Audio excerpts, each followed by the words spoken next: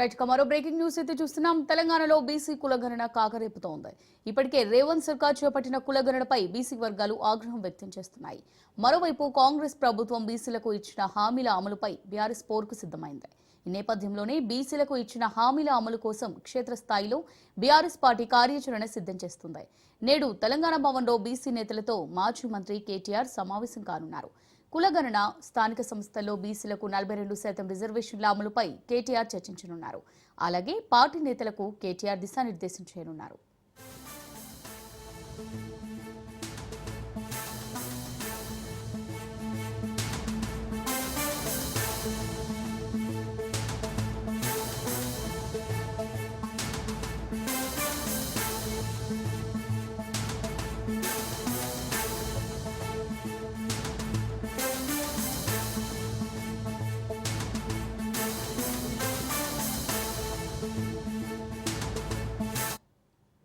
తెలంగాణలో బీసీ కులగణన కాకరేపుతుంది.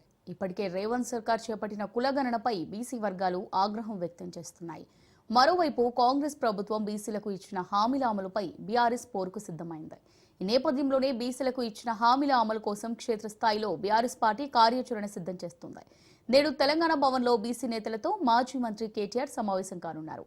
కులగణన స్థానిక సంస్థల్లో బీసీలకు 42% రిజర్వేషన్ల అమలుపై కేటీఆర్ చర్చించనున్నారు. అలాగే పార్టీ నేతలకు కేటీఆర్ దిశానిర్దేశం చేయనున్నారు. దీనికి సంబంధించి మరిన్ని డీటెయిల్స్ మా రిపోర్టర్ సైదులు అందిస్తారు.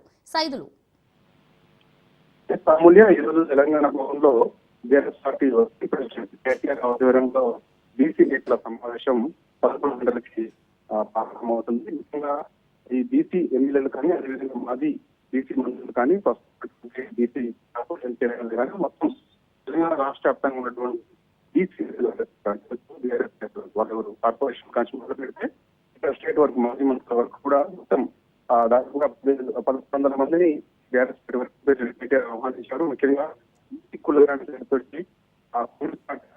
చేసిన తర్వాత ముందు జరిగినటువంటి కులగణనలో భాగంగా 42% బీసీలకు రిజర్వేషన్ అమలు చేస్తామని చెప్పేసి ఆ ఎన్నికల సమయంలో హామీ ఇచ్చారు. ఇలా చూస్తే బీసీలు తగ్గించే ప్రయత్నం చేశారు. కాబట్టి ఇది ఖచ్చితంగా రానున్న రోజుల్లో భవిష్యత్ కార్యాచరణ ఎలా ఉండాలి బీసీ నేతలకు ఒక దిశానిర్దేశం చేయనున్నారు BRS party working president.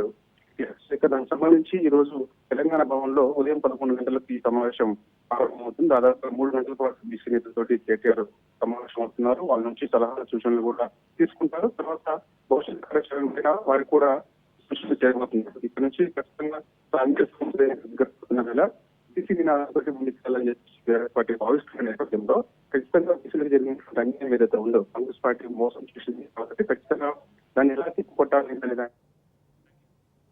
Right, thanks for the update Saidulu.